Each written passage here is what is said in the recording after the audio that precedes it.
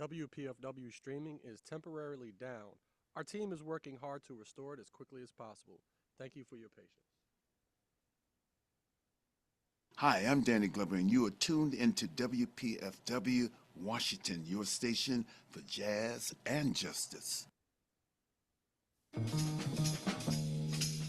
Welcome to On the Margin with Ethelbert Miller. My guest today is Susana M. Morris. Susana M. Morris is an associate professor of literature, media, and communication at the Georgia Institute of Technology. She's also the author of Positive Obsession: The Life and Times of Octavia E. Butler. How you doing this morning, Susana? I'm well. How are you? Okay, we have a lot to talk about. Okay, one I want to begin with your book title, Positive Obsession. And this was an essay Octavia Butler published, I think, back in Essence magazine. At that time, it was called Why I Write. What did Butler mean by positive obsession? So, first of all, thank you for having me. I'm excited to chat with you. Butler meant that her desire to read and write and research was a feeling that she could not control or stop. And so that's why she labeled it an obsession. But it wasn't like she was, out on the street doing drugs, right? So it wasn't a dangerous obsession. It wasn't like she was compelled to, you know, rock climb with no gear, It Hmm. wasn't that kind of adrenaline rush. So she called it a positive obsession. But it, completely shaped her life. Hmm. Yeah. When you say that, let's look at your life. What drove you or motivated you to write this book about Octavia Butler, and what did you have to overcome? Yeah, so I have been a professor since 2007 and frequently teach courses on Black women's literature and, frequently, teach Octavia Butler's works.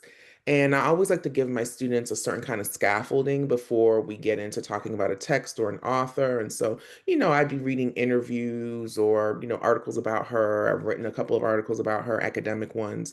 And I just wanted to know more. I'm nosy, I'm a researcher. So I was like, Right. okay, so how did you come to this conclusion or why did you do this? And Butler was a pretty private person, right? Hmm.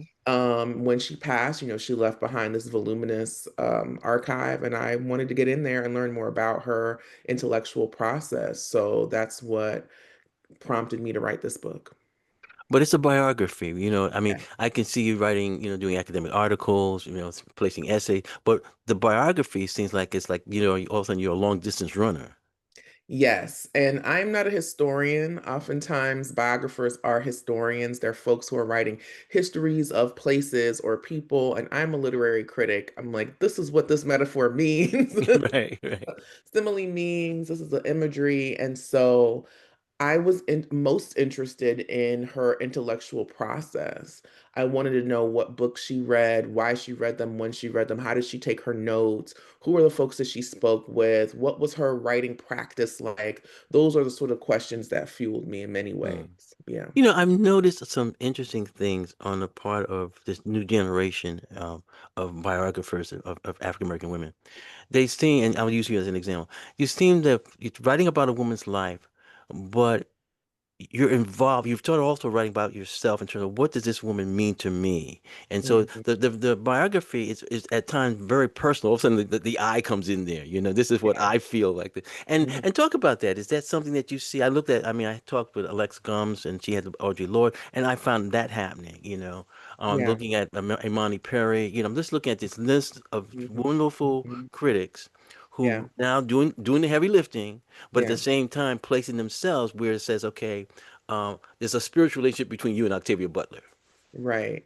Yeah, I mean, there's definitely like a kind of sense of kindred spirits of sorts, not necessarily in the way, I mean, Alexis and I are friends and we've talked about our work and, um, she would be talking about communing with Audre Lorde, and I'm like, I'm not communing with Octavia. That's not the kind of ancestor that she is. Um, she's telling me to write, to get my butt in the seat and write, to get to the archive and look at the papers. But I do think like all the folks that you mentioned, Imani Perry and Alexis Pauline Gums and myself and others, I'm thinking like Tanisha Ford or Ashley Farmer. And Valerie Boyd, who's deceased, but I Valerie thought of her. Boyd, Yeah. rest in peace.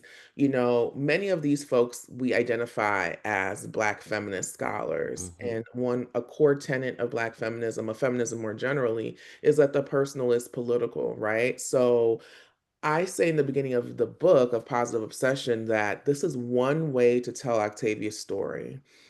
There are many ways to tell it. This is how I'm choosing to tell it. And because start the book with this experience I had when I was a young person in high school of first discovering her work and how it just changed the trajectory of my life. And I Hmm. could not write this book without telling that story. So it's not that I'm in like every page or every chapter, Right. even necessarily. There are key moments where I'm like, okay, let me break the fourth wall and say, I'm here and I experienced this thing. So, like in my chapter on the parable series, I sort of talk about it, situate myself politically, and where I've been teaching this book. I've taught at many institutions, and sort of my experience teaching the series, and so on. So, yeah, a biographer doesn't necessarily have to do that, but I do think there's a particular kind of efficacy in being like, hey, I'm a person. I'm Right. taking a neutral stance. I don't believe Right. in neutrality. This is my particular perspective in engaging her life. Well, there's a point in your book that's made me laugh. You said Octavia Butler encouraged writers to run away from home or to travel, Yeah, and I said I could see Susanna Morris with her common sneaks running away from home. I'm there. Look, I'm more of an Adidas girl, but yes, I'm Okay, there running away. Maybe like how people used to have the hobo sticks where you have to stick with a kerchief at the end. right. Like, no. Well, But let's talk about that. Did you feel that you needed to maybe go to some sort of retreat or something like that just to get away from and have that space? I didn't have a retreat per se, but I was lucky enough to have two fellowships Hmm. that helped to support the writing because I started working on this book in 2020, right before the pandemic started. And for a good chunk of it, I was writing this book from my house where I wasn't going on campus. I'm a caregiver for my mom, and so she is immunocompromised. I have my own health challenges, so we were keeping it very locked down. And then Hmm. eventually, as the world started opening up, I was able to work for a semester at Princeton University as an Anschutz fellow, and I taught a class, a Butler seminar, and I just had a lot of latitude and leeway to work on my writing. And then I also spent a semester at the University of Michigan in their Humanities Center. And I didn't teach any classes. All I did every week was work with other folks. So they were Hmm. professors of all ranks and also folks, graduate students who were working on their dissertations. And every week somebody would offer up a piece of their manuscript and we would read Hmm. and critique one another's work. And that was really helpful as well. So the combination of like students, like I'm working with these students and they're so sharp and incisive. And then the next semester being around all these folks who are at different points in their career. Some people are like, I've been a professor for 50 years. I'm like, Hmm. okay. And then other folks are like, I'm in my 20s and I'm trying to figure out how to write this dissertation. And everyone had something of value to share. Hmm. And so those were some of the places where I was able to really zero in, but there were no like retreats per se. Right. Although I'm not against that. I just did not experience Okay. that with this Right. project. Well, you mentioned something in your book, which is very, very important, and it places Octavia Butler alongside her sister writers. You talk about Toni Cable Barrow, Audre Lorde, June Jordan, others, how these women have to balance, their lives, sometimes raising the children by themselves, or in terms of Mhm. Octavia Butler, she had health issues. Talk about that. Yeah. So throughout her life, Octavia experienced a variety of health issues from, dental issues to heart issues, high blood pressure.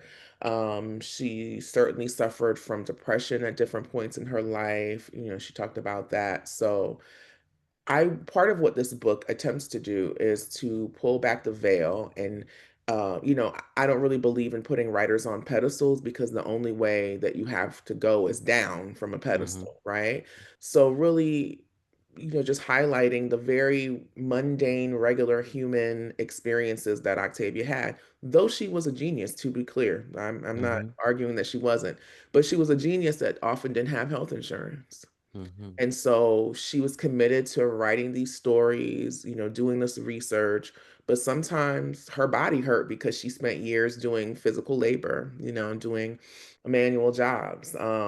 Towards the end of her life, when she was also suffering from a type of writer's block, she was dealing with high blood pressure and taking kind of a cocktail of medicines. And one medicine, and if you're on medicines, you know that this may be your experience. You take one thing and it causes a side effect. So then you Right. take You get another thing. drowsy. Right. You get sleepy. Right. Right. Exactly. So that was happening. I feel drowsy, or I'm having insomnia, or I have this incessant cough. Like, what's going on? Every time I try to rest, so she just had these experiences that really affected her experience as a writer. There was no like, I'm going to a room of my own with a lock and a key, and I have like, people taking care of my stuff. She had to do it herself. And it was often very difficult. How much would what you just said feeds into Octavia Butler's development of her character? So there's characters carrying some of these semblances because of what she's going through personally. Yeah. So I think, there are many examples, but one I think that listeners will be perhaps most familiar with is in Kindred. So like Octavia, Dana worked as in temp jobs while she was pursuing Right. her writing, and this is what Butler did in the beginning of her career. She would often also just have her characters kind of look like her, right? They wouldn't literally be her, but there's a number of characters who are kind of tall, full-bodied, sometimes short natural hair, at some point in the journey. So, characters that kind of look like this: Dana, Lauren Olamina, Alana from Survivor to a certain degree, though she's described as a mixed race woman. Like there are these like kind of tall, regal, full-bodied, dark-skinned Black women who sometimes have experienced the like, okay, a similar job or maybe a similar family experience, right? So Lauren is from a pretty similar area than, Octavia's from, right? She sets up many of her stories in Southern California, right? Or what was formerly Southern California, depending on the time period. So Hmm. there is a lot of connection there. Talk about you sort of alluded to it because of color. You're dealing with an African American woman who's tall, who's dark complexion. How much is that affecting, her life? Oh, it affected her life a lot. So Octavia was about 6 feet tall by the time she was in middle school, right?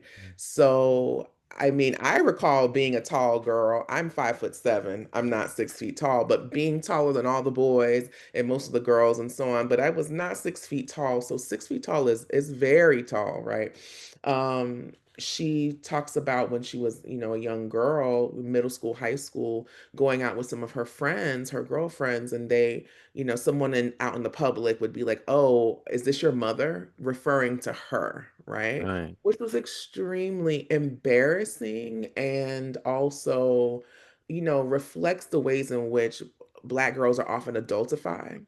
Hmm. She didn't look like nobody's mother. You look at the pictures of her as a youth, it's like this is a tall young person, Hmm. or the ways in which Black women, particularly dark-skinned Black women, can be masculinized, even when they themselves are not sort of saying, I'm embodying a type of masculinity, right? Because anybody can be masculine, it doesn't belong to a certain gender.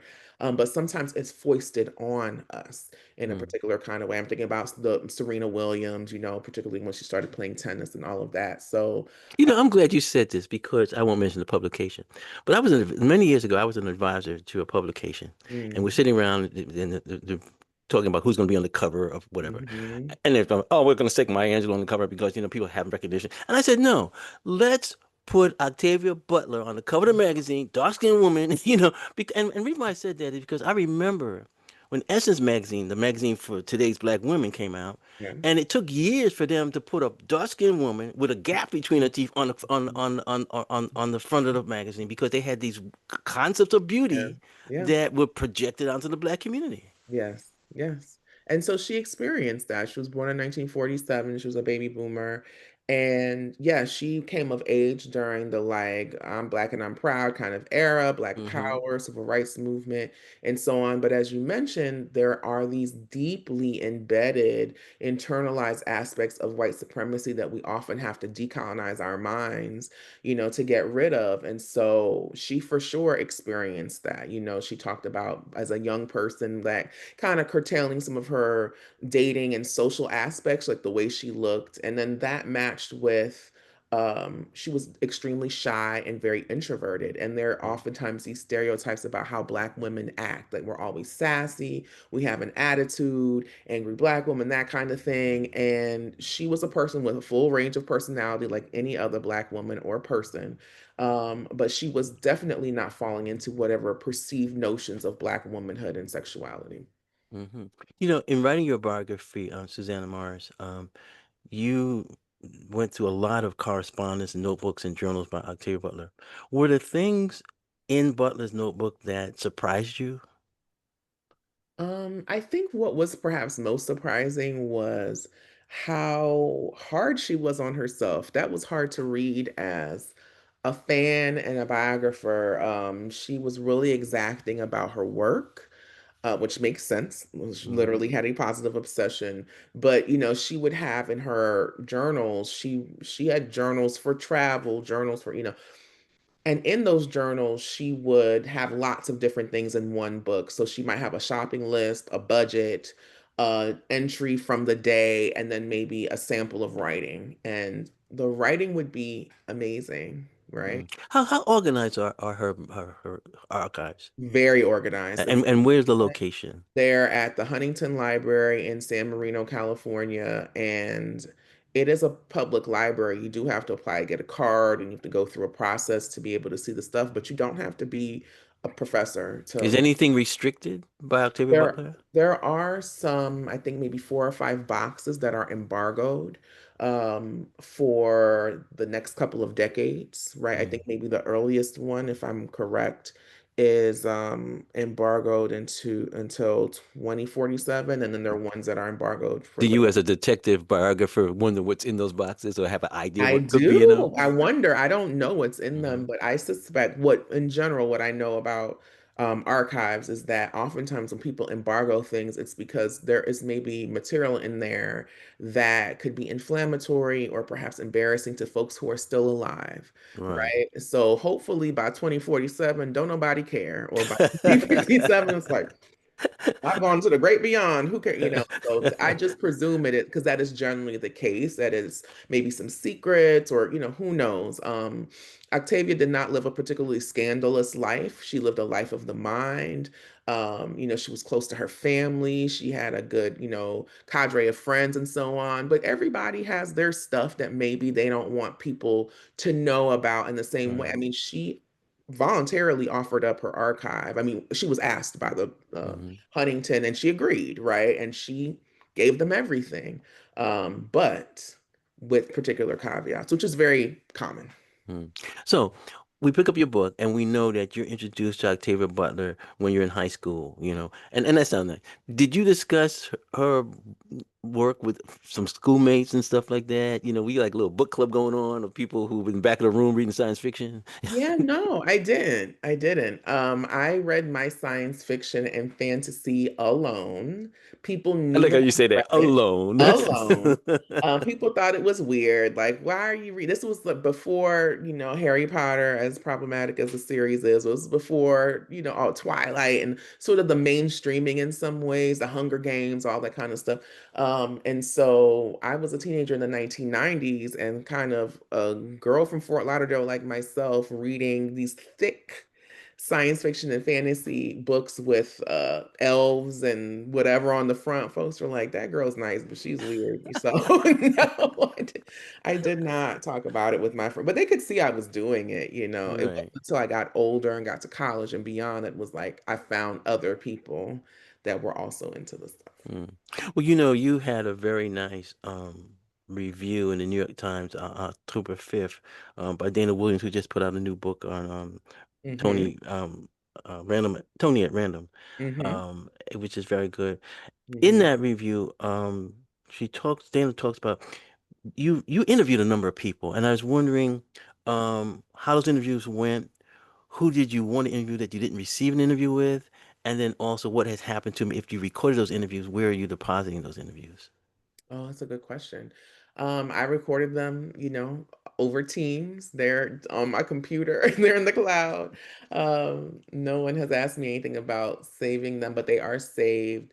I mostly talk to writers, writers who knew her or writers who are connected to her work today. So, for example, I interviewed both um, adapters for the graphic novel series. So, Mm, I spoke to John Jennings, who's the illustrator for all three books, and just talked about his experience working on it, why he made particular choices that he did, and so on. I spoke with Cherie Renee Thomas, who's such a significant writer and editor, who edited the Dark Dark Matter, Matter, right? both volumes, and worked with Octavia and so on. So those were the people that I Did you really deal with the married couple, Barnes Anna and Reeve yeah, do yeah. and Stephen Barth. I did not talk with them. But I spoke with many folks, and I really got to talk to everyone that for the most part. I mean, some people were busy. It was the pandemic. There were lots of Hmm. things, but um I also just there's so much material in the archive. Hmm. Let me There's ask you this question in terms of it has a lot to do with I call it the big band of scholars and critics. Do you did you look at critical articles? Has there been a lot of critical articles about Octavia Butler, like say in Kalu magazine or some journals overseas? I mean, does she have this international presence? There's absolutely mostly American, but certainly international criticism for sure. And that's really where I started because I am a professional scholar, Right. and I have published two or three, two, let's say two for sure, Hmm. um, articles on Butler over the years. And also recently, last year, co-edited a special issue of the Black Scholar with my colleague Michelle Wright, and really focusing on emerging scholars. And so they wrote about Octavia and, Nnedi Okorafor and different folks. So there's a, I would say, cottage industry as there is about, you know, many Black women writers who emerged from this kind of 1970s literary renaissance. So I started Hmm. out as a Morrisonian. So I'm so excited about Dana's book and all the love that it's received because it's a really wonderful text and very necessary, If I was a young African American woman and I'm down at the Georgia Institute of Technology and you're my mentor, are Mhm. there and I'm interested in Octavia Butler. Are there things that you would say, look, I did this biography, but there's a lot of material on Octavia Butler that needs to be examined. What would you recommend some of the things that a young scholar of interest in Octavia Butler should pursue? Oh, there's so many different things. I think in terms of biographies, I would love to read a biography that is about her travels because she wrote about her travels so explicitly and meticulously throughout her journals. If there's someone, and I had a young person in my last Butler seminar that I taught last spring, who was real, she was a biology major, and she wanted to look at how Butler talked about plants. Hmm. And so there's a lot of discussion both in the works but also across her archive where she's noting this is what's in bloom in my neighborhood during this. That sounds like Alexis Gum dealing with Audre Lorde. It's just all of a sudden it's Yes. like, yeah, where African American women were throwing rocks, women were analyzing the rocks. Analyzing the rocks. I mean, we're really talking about polymaths here who are just well versed in so many different things. And so Octavia was interested in sociobiology, anthropology. She was interested in biology, botany, like all these What's the different. challenge for you now as a biographer? Do you Mhm. have to pursue all of those, at least have a knowledge? I mean, you're writing a biography of this person, and this person has all these different interests. Do you like say, okay, let me spread my my map and make sure I go down these roads to make sure that when I put my biography together, it does talk about her interest in botany, it does interest in her travel. I mean, to a certain degree, but I think as a writer, you have to make a choice. Hmm. What is my perspective? What am I really focusing on? Because again, there could be so many different biographies or critical assessments of her work, and there already are many, many, many critical assessments of her work.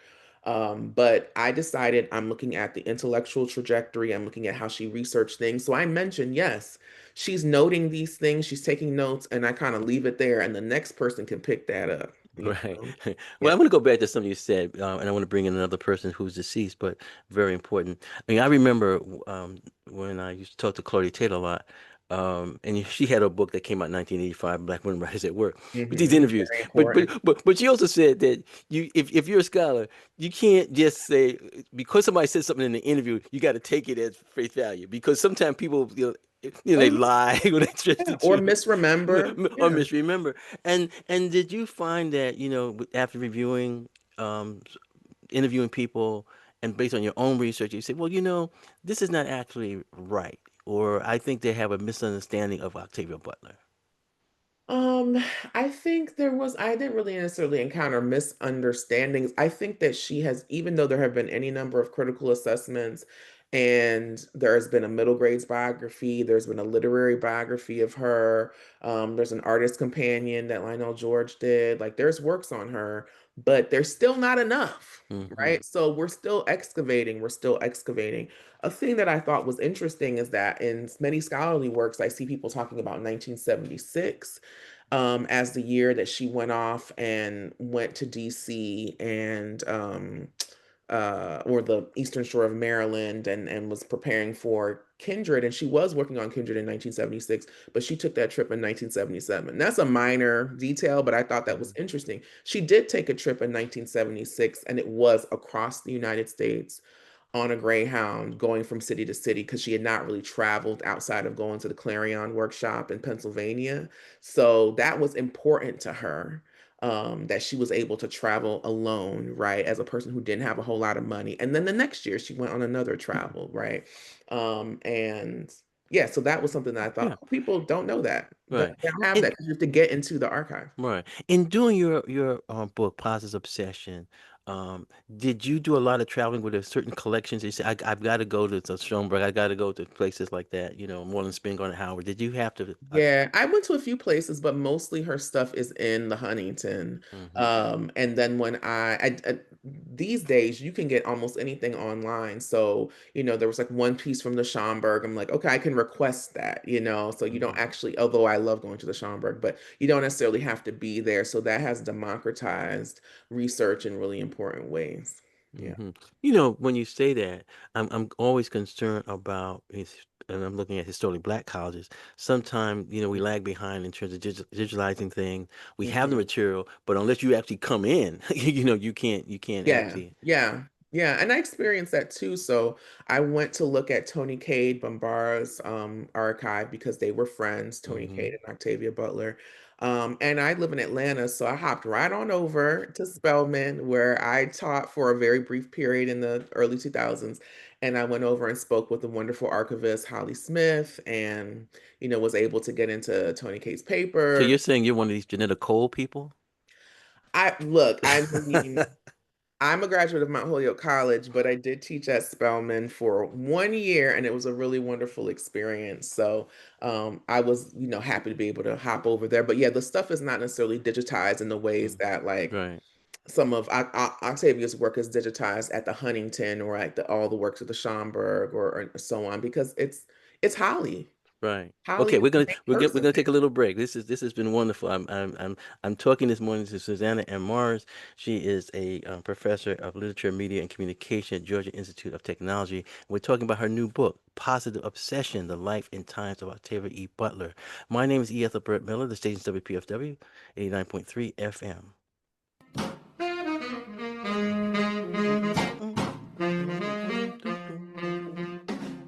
Peace! This is your social justice calendar for the week of October 6th, 2025. Thursday, October 9th at 10 a.m., there will be a luncheon for blind and low vision people hosted by the National Federation of the Blind of the DC Seniors Division at the Busboys and Poets Brookland location on 625 Monroe Street, Northeast Washington, D.C. For more info, visit busboysandpoets.com. On Friday, October 10th, from 6 to 8 p.m., Off the Mall Tours and Rainbow History Project are offering an intersectional look at LGBTQ History Month to highlight the lives of Black Broadway legends throughout history with the Queer Black Broadway Walking Tour at the Howard Theater, 620 T Street, Northwest Washington, D.C. For more info, visit eventbrite.com. On Saturday and Sunday, October 11th and 12th at 9 a.m., there will be a Harriet Tubman and Frederick Douglass tour hosted by Wisdom Walkers, Inc., located at the Harriet Tubman Underground Railroad Museum on 4068 Golden Hill Road, Church Creek, Maryland. For more info and to register, visit wisdomwalkers.org. WPFW's Social Justice Calendar connects you to grassroots activism in the DMV. Submissions can be emailed to socialjustice@wpfw.org. Please include the name, date, and address of the event. This is due by Thursday at 5 p.m. at least 1 week in advance of your event. WPFW's Social Justice Calendar helps build a better world, one broadcast at a time. Okay, we're back on the margin with my guest, Susana Morris, and we're talking about her book, Positive Obsession, The Life and Times of Octavia E. Butler. Susana, you have an Octavia E. Butler chronology at the beginning of your book, and I would like you to comment on three things that happened to her. Sure. 1, 1969, her meeting Harlan Ellison. 2, 1970, attended the Summer Clarion Science Fiction Workshop. And 3, 1995, when she received the MacArthur Foundation Award. Just take us through those three highlights Yeah, of her life. absolutely. So meeting Harlan Ellison was really pivotal for her. He became a really important cheerleader in her life and mentor, someone who helped shape her writing. She had in high school and in college, she went to Pasadena City College, which is a junior college in Southern California. She was encountering folks who did not know what to do with her work as a science fiction writer, did not know what to do with her work just as a Black woman who would coming in, writing quote unquote strange fiction, and folks would accuse her of plagiarizing things. You couldn't have possibly written this on the Sounds like August Wilson. right. Or very much, this is weird and strange, and I don't understand this. Can you write something normal, basically? And so Harlan Ellison, had already had a storied career as a writer and an editor. He was a volatile person. He was sort of hard to work with. Yeah. They had, an up and down relationship in terms of being mentor, mentee, and also Mhm. friends. But she really credits him as being significant in her life. And likewise, when she was able to go to the Clarion Writers Workshop in 1970, she worked with Ellison again. She met Samuel Delaney and other folks. She met folks like Vonda McIntyre, who would become a really good friend over the years. And she found that to really be the incubator for her work, right? She did not get a bachelor's degree. She got an associate's in history, which she used very well, right? Mhm. But it was the Clarion Writers Workshop that really helped to catalyze her career as a writer, not so much in terms of getting a bunch of things published. She published 2 short stories from that time, and then there was a 5-year drought in terms of getting anything published. She was writing. When you go back, and this goes into connect to what we were talking about her paper, do you see people commenting on the work that she had at that time that she was workshopping? I didn't so much focus on that, but I was really focusing on how she felt about the I experience. see. And so she felt like she was being put through the ringer. It was so difficult. She called herself a slow writer. And so she's constantly, for the weeks that she's there, having to produce all of this work and getting critiques and having to read other people's work. It was just like a boot camp of Well, let sorts. me ask you this, because you were talking about this. If you look at what's happening, people that she's meeting, like Allison and also Delaney, is there a body of correspondence that she write letters back and forth to those individuals? To Ellison for sure. She Mm-hmm. wasn't as close with Samuel Delaney. They were more colleagues as the years went on. But and during that time period, she did take a course with him. Mm-hmm. But they didn't develop like a close friendship at that. Correspondence type of thing. No, no, no, Okay. no. And then in 1995, she wins the MacArthur, Mm-hmm. and it is $295,000 of unrestricted funds paid out over the course of 5 years. And, finances had been an issue for her. Anybody who knows a working writer, you don't write because you think you're going to get rich. You write because Right. you love the art, right? And so that really shifted her life because money had been such a huge concern. It remained a concern even when she had money, right? She couldn't kind of shake the worry that she had lived with for all of her life. But what about the other thing that comes with the MacArthur? That's quote the Genius Award. Did that Yeah. affect her? So there's a lovely interview that she has with Charlie Rose. Folks can watch it on YouTube, and he's like, "The Genius Award, the Genius Award," and she just is like, "Charlie, that's not what it's called." She was a fairly humble person. Like it's called this. I'm not calling myself a genius. That's a bit much. She was clearly a genius, but she wasn't inviting people to call her that. But Right. it's the thing about the MacArthur is that you cannot apply for it. It is something that folks have to recommend you for, and you don't necessarily get it the first time you're recommended, right? And those of us who've written recommendation letters for folks from MacArthur's, you know that you might write a letter for somebody and they not get a MacArthur until 5 years later, and they just put your little letter on file, and then they add to it, and then they look at what the scope of this person's work is. Right. Mm. It's really significant that she's the first science fiction writer to win a MacArthur, not the first woman science fiction writer, first science fiction writer, period, to win it. So that also opened up the field in a particular kind of way. Mm.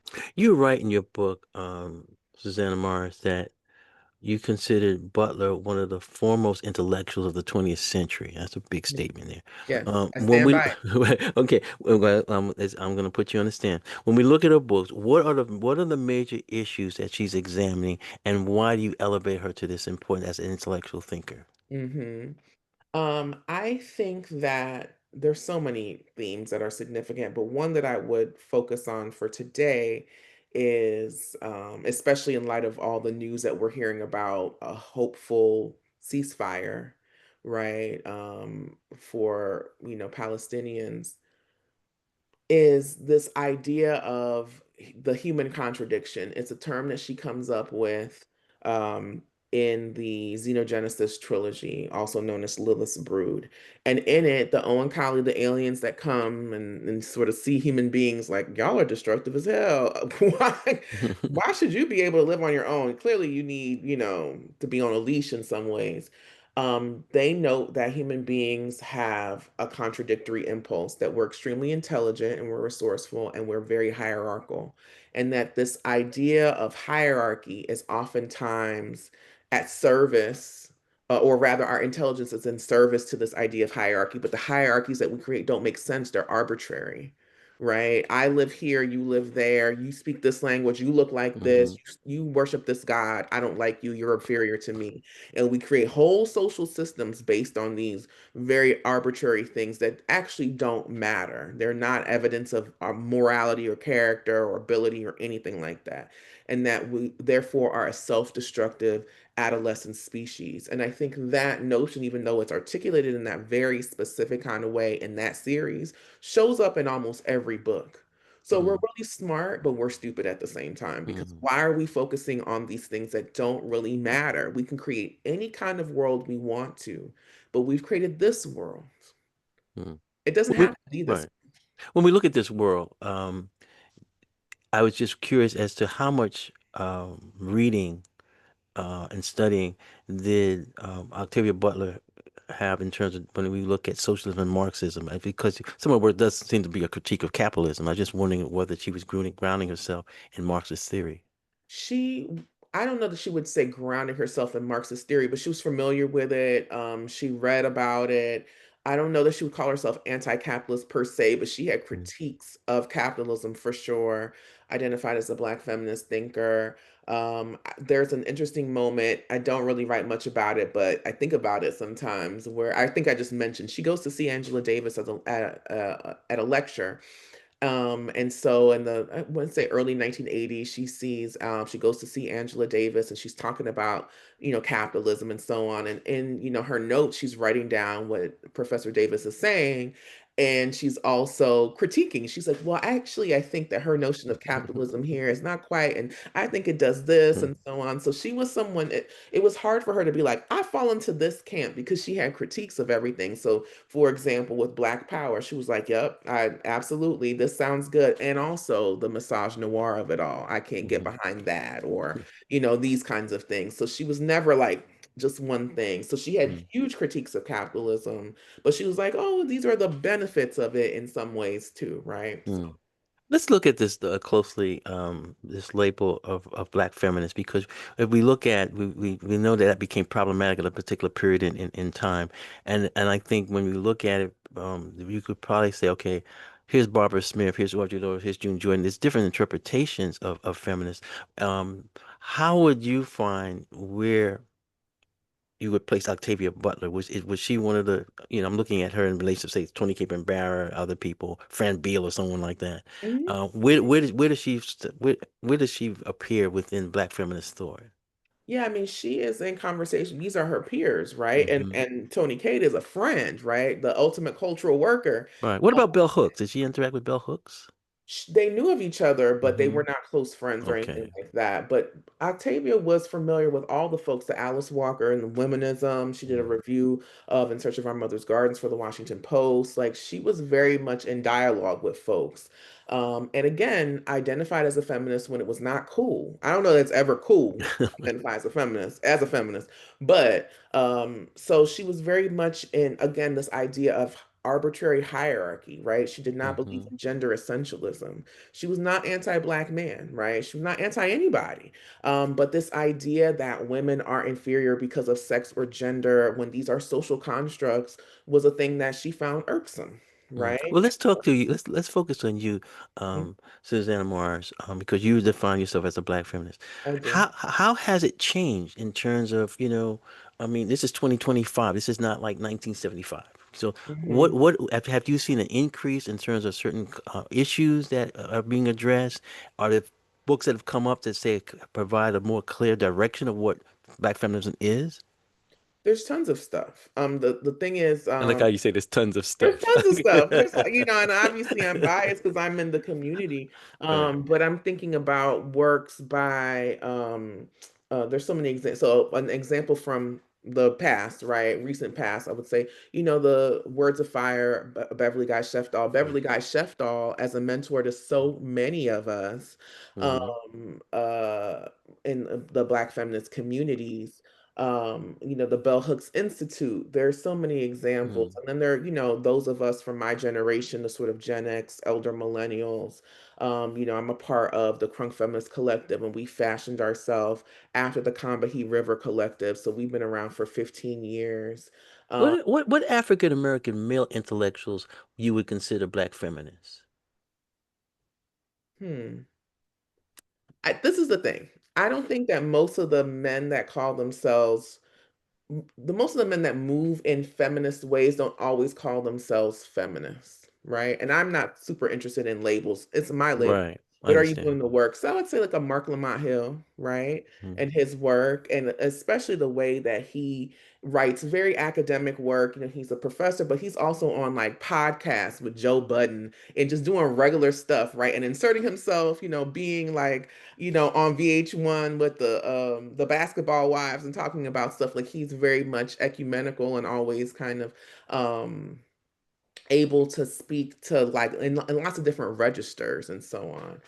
The But reason I asked that a question because, vibrant right, um the reason why I asked that question is because I was looking at how you can measure the impact of a revolution or movement on the people who might have been opposed to it. And I know mhm, that when we talked about, going back to black feminists, people were mhm, against it and men were going. And so I mhm, was looking at the growth of, mhm, these intellectual black men. mhm, mhm. Yeah, I like how you say, mm-hmm, This is mm-hmm. an ongoing issue, the Right, manosphere, right. like the issues around gender in Black communities is still very fraught Hmm. in many ways. We're still living in the aftermath of the Moynihan Report. Right. And not just Black men, Black women might be moving in feminist ways or having, feminist ideologies in their lives, but they don't necessarily want to use the term, which again, I don't have a problem with. Mm-hmm. Womanist, feminist, nothingist, whatever you want to call yourself. But there's still this concern, like our brother's gonna be okay if I believe in this thing. And Mm. I'm like, that's the least Well, you let me ask you this. Um, when raise these points, to me, it's like, okay, this is what's going on in the community. But what about you, you're in the academy? Do you see a struggle in terms of what you have to teach? We're going through a period right now in terms of the last 9 months that people, if you have a certain word or whatever, you can't teach that. I mean, yeah. and you're in the South. I am. Yeah, I mean, I see it happening all across the country. I have been very blessed to be supported in my program. But the general tone and tenor is that, folks have been on watch lists. Mm-hmm. Folks have been identified as dangerous or as doing work that is literally illegal. Just a few years ago, there was a whole crop of folks doing DEI focused um programming and so on, not necessarily academics, but folks who work at academic institutions, and those jobs have been eliminated or absorbed and so on. So it's a really harrowing time to be Mm-hmm. working at a college or university. Have any of Octavia Butler's books showed up on the censorship list? And if so, Yeah. which, if so, for why? Explicit violence, sex, all those things. Kindred, I mean, pretty much every book, right?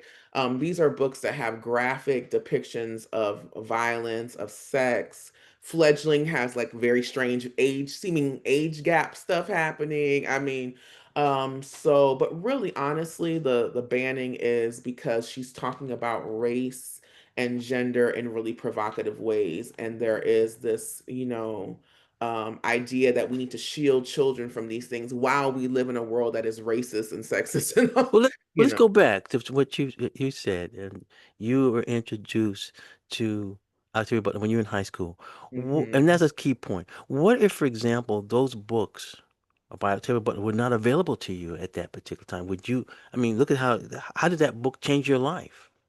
Well, I had not been reading books by Black folk in school. I was a Hmm. voracious reader and I read many books by Black people on my own, right? Encouraged by my mother, like go to the library every week. I Yeah, love but that's a good point. But what if the librarian is all of a sudden the books they can't put on the shelf? That's the thing. And I'm from Florida, where some of the worst book banning is coming from, Right. right? And so I just think about the fact that I graduated from high school in 1998, and somebody who's graduating in 2026 Hmm. has less access to what I had almost 30 years ago. That's wild. We have this notion of progress and it's forever going forward, but we know if we look at history that it's Right. not that simple, right? And we're in a time of deep regression. Sounds like we need another reconstruction. One that You, works. one that works. You claim, Susanna Morris, in your book, that Octavia Butler cleared a path for literary revolution. What did you mean by that? Yes.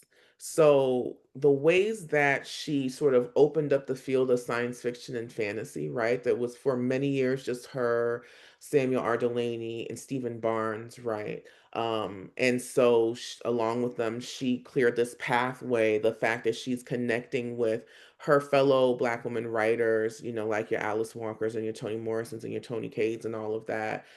She is a part of this path clearing, but she did it in her own unique way. She is the first that we know of Black woman to primarily publish in science fiction and fantasy. And she's the only one we know who's done that, who she was Black from the beginning. There's no like, Hmm. oh, we don't know. I mean, her picture wasn't always on the books, and sometimes they put white folk on the covers where it did not make sense.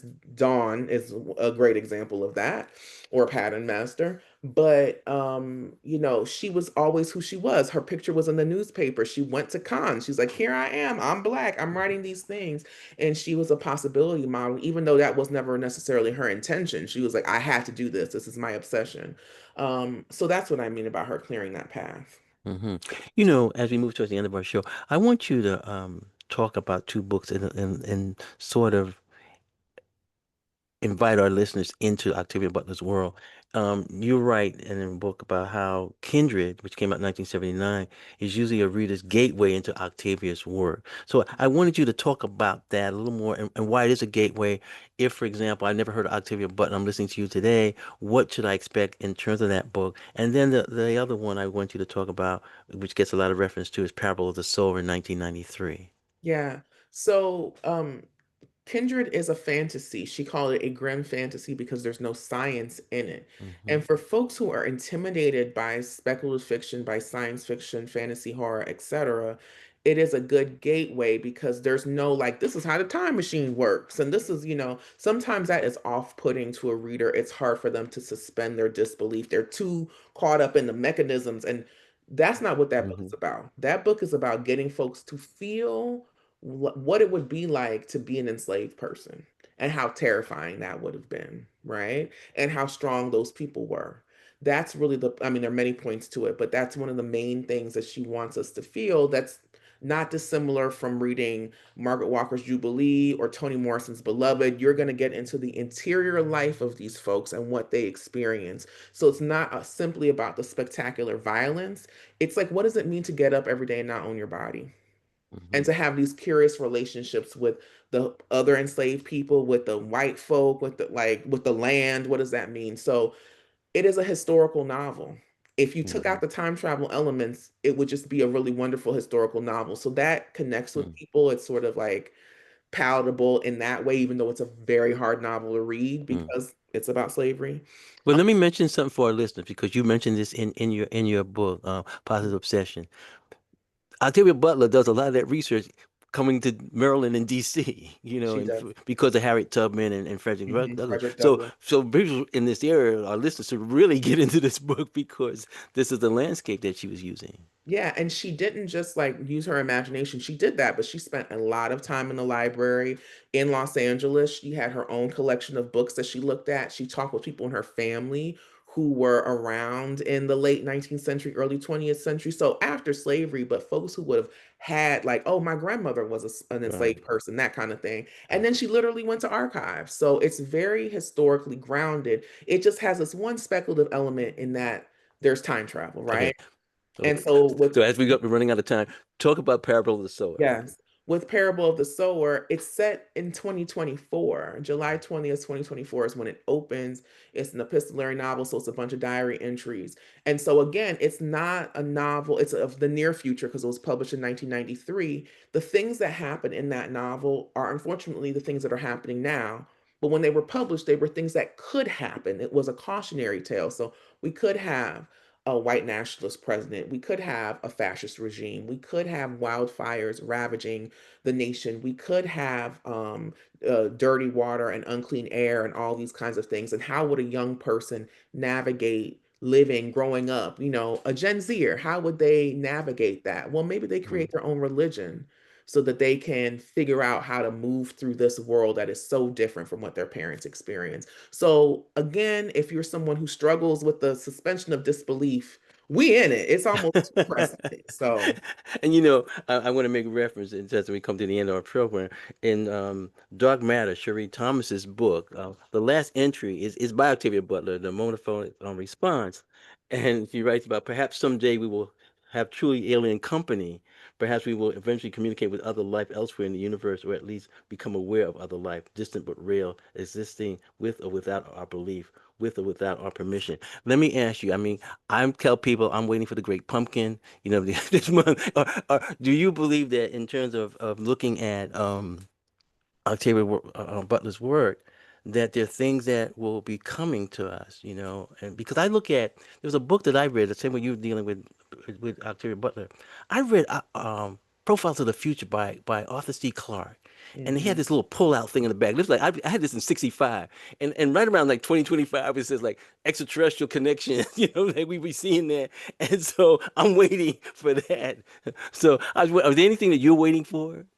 I'm interested to see, yeah, are we going to be encountering? I mean, I'm really waiting for human beings to grow up. That's what I'm waiting for. As a child of the millennium, where's my flying car? I Okay, have promised one. I know one American who should grow up, but I won't mention any names.